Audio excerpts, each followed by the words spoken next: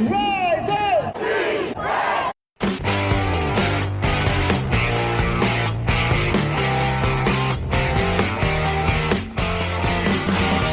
This is the Rise Up See Red podcast, all about the Arizona Cardinals and the NFL, featuring insider and outsider perspectives. Enjoy the best hour of Cardinals talk on the web. Now here are your hosts, Jess Root and Seth Cox.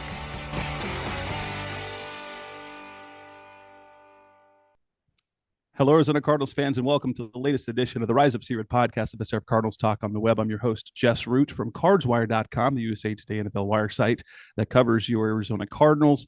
And this edition of the show is a special edition, as we have a special guest, Aaron Schatz from FTN, who has just put out the 20th annual FTN, his football almanac for 2024. Aaron, thank you for coming on the show. I appreciate the time. How have you been? It sounds like you've probably had a crap ton amount of work that you've been doing for the last several months. Yeah, I was noting as we were getting on that I just discovered an error in the book that has to be fixed. It's like I thought we'd fixed them all. It's a lot of work. Putting this book out, it's 450 pages of preview, and it is a lot of work. So tell us about the almanac. Like, what does it cover? What will my listeners want to get out of it? Because it sounds something similar to what one of my contributors for CardsWire, Howard Balzer, puts together the Lindy's Pro Football Preview that came out a couple of months ago. Yeah, it's a lot like the old Bill James baseball abstracts. There's a chapter on each team with a bunch of stats from last year, advanced stats, and then projections for the upcoming year. And then fantasy football projections. There's a whole section on quarterbacks, running backs, wide receivers, and tight ends with projections for all of them. And, all the witty writing and advanced stats that we're known for, we just stuff it all in this thing in 450 pages. And you can either get it at ftnfantasy.com/almanac or a print copy by going to Amazon and searching for FTN Football Almanac 2024. Fantastic. Obviously, we'll keep things kind of Arizona Cardinal centric here. And as the creator of DVOA, I imagine that last year's in 2023 that the Cardinals were kind of a tale of two seasons: the pre-Kyler Murray and the post-Kyler Murray return. Obviously, they entered last year as a team not expected to do much, and surprise, they didn't. Only 4 wins, and the little blurb that you had on your on the intro to the thing, it said 2023 4-13 means 4 more wins than expected. Were 0 wins really expected last year? Not by us, but by a lot of people. I mean, the way people talked about the Cardinals before the season, it sort of seems like that's what people expected. So tell us about what, if you're looking analytically, what was the season? What was the Cardinals season sort of last year in terms of things? Having been a part of that season last year, covering the team for so many years, and last year, their defense was spectacularly bad. Their offense was surprisingly okay early, then bad, and then late in the year when Kyler came back, was, by a few metrics, was, I think, in those 8 games he returned, was a top 10 offense in terms of efficiency, and I think they were 4th in yards over the last 4 games of the year. But from what you calculated things, what did you see from the Cardinals a year ago? I mean, we have them as about maybe a little bit above average once Murray returned, but the defense was really bad. They were the worst defense in the league by our numbers. So that, puts a damper on the whole season, I think, because that has nothing to do with whether Murray came back from injury. They were bad early in the year. They were bad late in the year. They were bad pretty much all around. But yes, the offense did improve in the second half of the season. They were surprisingly efficient rushing. I think people would be surprised by that. They played the hardest schedule on defense of opposing offenses, but it was bad even after you adjust for that. But the offense was all right. As we're looking at kind of this, so the offense, it's at a minus 4.5%. Correct me. So a minus on offense, bad. and a plus on defense, also bad, correct? Yes, because that's allowing offense. Yes. Yes. So the defense was a plus 17.3%, while the offense was a minus 4.5%. In terms of that was a total of a minus 20.4% DVOA, which was 29th in the league. Did you see? I don't know how, if you looked at that. You could say we could almost point to the return of Kyler Murray, but for me, it wasn't just Kyler, because even Josh Dobbs experienced a decent amount of success offensively when James Conner was on the field. And the 4 games that he missed is when things sort of fell apart. Was there a difference? What do you think? What did you see? What made the Cardinals rushing offense? Was there I'm not going to pretend that I watched a lot of Cardinals last year. When you cover the whole league, it's hard to watch everybody, but I can tell you based on stats, the offensive line was pretty average. They got a lot of yardage on long runs, what we call second level runs, which is 5 to 10 yards past the line of scrimmage. They were second in the NFL. What we call open field run, which is 10 or more yards past the line of scrimmage. They were 4th in the NFL. And that was a big change from prior years. So I don't know if that's likely to continue this season. Okay. What was the biggest improvement over the last half of the season offensively that they saw when Kyler returned? I don't have numbers in front of me. I'm sorry to know exactly what the biggest improvement was, whether it was a certain down and distance or passing or in general. I mean, they were better in the second half of the season. They were horrendous against Cleveland in week 9. And then yes, the 8 games after that, they were much better. Yes, that was significantly better from that point. I mean, they had the advantage of playing Philadelphia, for example, when Philadelphia was completely imploding. So, and one of the fun things that we saw last season is that San Francisco, like Arizona, sort of broke San Francisco's rush defense that week, because from that point on, it was far below average the rest of the way. Now, the Cardinals' success they were without Javon Hargrave, they were without Eric Armstead that game, so there were reasons why they ran. But like San Francisco's rush defense was broken after they played the Cardinals. No, I don't know if broken. That's a little extreme, but well, in terms of comparatively to earlier in the season, their rush defense was much worse after that. Tell it from your perspective, Kyler Murray as a quarterback over his first few seasons.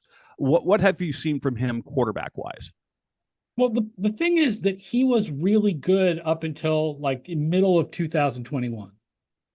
And he hasn't been as good since, both before and after the injury. His past DVOA last year was exactly average, 0. So you want to believe that the old Kyler is in there somewhere, like the guy from the first part of 2021, but he just hasn't been that guy for the last couple of years. Looking ahead to the 2024 season, the mean projection that y'all have in the almanac is 6.6 wins, with a 45% likelihood of being in that 6 to 8 win range. What leads to those sort of projections? So part of it is that the quarterback projection for the Cardinals that we do separate from the team projection is not as high as you would expect, because of the fact that Murray hasn't been as good the last couple of years as he was before that. There's also, we write about it in the chapter, there's an interesting effect in our projection system where, all else being equal, teams that draft a receiver high tend to actually drop a little bit on offense and then go up in the second year. And I know that sounds counterintuitive, and there certainly are examples of teams that had rookie wide receivers come in and go gangbusters and their whole offense improved.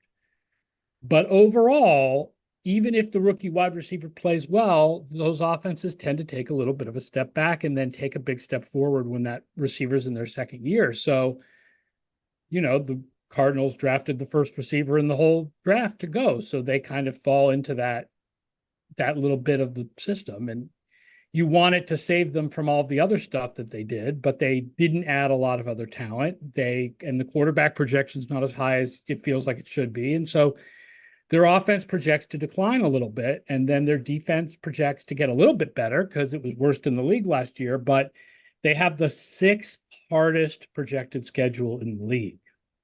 So that's the other problem is they are in a tough division. They play the AFC East, which is a tough division, and they just have a tough schedule. Yeah, that they absolutely do. Especially I believe 5 out of the first 6 games of the season are against teams who were in the postseason a year ago. That's yes, everyone but Washington in week 4. Yes. And it lightens up once they hit December, like middle of November, December. But by then, if the season might already be broken. And also it seems like it lights up, but in December, they still have to play Seattle, the Rams, and the 49ers. And those are all good teams. They are. What is sort of Kyler's projection? Like he was at a even 0 last year, exactly average. And I would agree, like if you looked at his play, just the eye test from his return to the end of the year across there, he played quite averagely. His last 3 games were really good, but he played pretty league average. It wasn't what you want from a franchise quarterback, but he was also first time in that offense coming off the knee injury with no offseason reps. What do you project from him? Is it you said it's not as high as it could be? What do you expect from him in 2024? A little bit below average. He was a little bit below average in 2022, and he was average last year. So you sort of expect average or a little bit below. And then the receiving core, which is an interesting note with the addition of Harrison, but their receiving core last year was bad. Yeah. Does that play any difference? So historically, obviously, what you're looking at, the model says that they'll do a decline. Do you think that the Cardinals might be a slight outlier in that fact because of the receivers were so bad last year? Correct. Yeah, I mean, maybe, but we don't know. I mean, is Zay Jones a big improvement on Moore? I don't know. It might be a little bit. I mean, I'm not going to pretend I'm not a believer in Harrison's talent. He's very, very good. Like, I'm not saying they shouldn't have drafted him, certainly. I'm just saying that you may not see the effects right away. If you were looking now, I also kind of look on the betting side. The projections are for 2024, 6.6 wins, which is just ever so slightly above most over under projected win totals of 6.5. Yeah. So I wouldn't touch it. Although I do like the fact that you look at that they have nearly had like it's 45% likelihood of being in that 6 to 8 range, which is kind of where I expect this team to be a 7 to 9 win team this year. That's my personal projection for them. If we look division wise, what are we looking to expect? Is there any team are the San Francisco 49ers projected to be as good? Are the Rams projected to be better? And I know it's hard to know from what we're doing, but what is Seattle expected to look like this year with a new coaching staff and everything? We have the 49ers with the best projection in the league. So, I mean, they project to be number 1 on offense, top 10 defense, tough schedule, but just a really good team overall. Rams project to be about where they were last year. Good offense, average defense without Aaron Donald. Poor special teams, but special teams is a big black box this year because of the new kickoffs. Nobody quite knows what to expect. And we have Seattle just slightly behind them. We like their defense to improve this year. We like the Seattle defense to improve this year with some of the younger players that they have, and their offense to be fairly average. Over the performance from last season, what teams do you expect which are expected to be overachievers or take jumps, and who is expected to be underachieving based on y'all's model? Well, there aren't a lot of big changes from last year. There really weren't a lot of teams that added a ton of talent or lost a ton of talent. I mean, the big one that stands out is the Jets because of Rodgers replacing the horrible quarterbacking that they had last year. And then we have Pittsburgh declining, I think. Their defense not as good. Their offense, we had their offense higher than you would expect last year because of the tough schedule that they played. So we have their offense not as good this year either. But most teams we have about where we had them in our projections last year. I mean, not in our projections, in our final numbers, which means, we had Philadelphia lower than their win-loss record. So they come out lower in our projection than conventional wisdom, but it's no different than how we had them last year. Houston you have at 10.4. How much did they overachieve? I guess I could wander down to that page, but how much did they outdo? I guess that would be a team that would be improving because we had them 12th in DVOA last year and they project 3rd this year. So yeah, we have them improving. It's a lot of young talent getting better. So yeah, they were 10 and something. So you actually expected okay. No, we didn't expect. I'm talking about we had them 12th in the final ratings for the season. No, we didn't expect Houston to do what they did last year. That they won the lottery, basically. Right. CJ Stroud was absolutely insanely good. But yeah, so and even still at 10-7, they did outperform their Pythagorean wins of 9.2. Yeah. Do you recall what they were projected to be? Oh, low. Because you cannot project a rookie quarterback to be good. It's the same thing we have going on this year with Chicago and Washington. Right. That makes sense. You just can't project a rookie quarterback to be good because the average performance by a rookie quarterback is bad and sometimes it's good, but it's like very hard to predict. Excellent. From the fantasy side of things, for the Arizona Cardinals, who are good? Is James Conner a good fantasy pick? Is Trey McBride a good fantasy pick this year? I think McBride is. I mean, Conner is. He'll get touchdowns, and I don't think he'll have quite the numbers he had last year, but he's got value. But I think McBride might be the most valuable fantasy player on the Arizona Cardinals. And in terms of rookie people, like in Dynasty, people will probably love Marvin Harrison. Oh, you want Marvin? Absolutely. Oh my God. Yeah. but year one, how much is he worth year one? I have found that rookies in drafts I've been in so far are all overrated. We have Harrison projected high, like 1,100 yards, like really, really high. But he's rookies still seem to be going earlier than they should be. Not all rookies perform like that as rookies. Yeah. I mean, just a handful of them. We can't expect Puka. You're not getting Marvin Harrison at a discount in any way. No, that makes absolute sense. Awesome. Any just overall fantasy, is there a particular player that you view as a fantasy sleeper and maybe a fantasy guy that is overrated before we wrap things up? No, I don't. I asked Jeff Radcliffe, who did our fantasy projections, who we have very different from conventional wisdom, and we don't really have anyone this year that stands out like that. Excellent. Again, this is Aaron Schatz from FTN. FTN, you can find the FTN Football Almanac 2024 on ftnfantasy.com or the hardback or the print edition. You said it's on Amazon, correct? Yes, absolutely. Awesome. Well, Aaron, thank you so much for your time. And that'll wrap up this edition of the Rise of Seer podcast, Mr. of Cardinals Talk on the web. We'll be back with Seth Cox for our training camp information. Training camp updates will be our next show coming up next week. Thanks for listening, as always. Thanks for listening to the latest edition of the Rise Up See Red podcast. Listen to previous episodes and subscribe to the show on Apple Podcasts, Stitcher Radio, Audioboom, or many other podcast platforms so shows are delivered directly to your mobile device. Please give the show a 5-star rating and always support the sponsors who support the show. We'll be back soon for the best hour of Cardinals talk on the web. Rise up, Red Sea, be red, see red, and of course, Rise up, see red.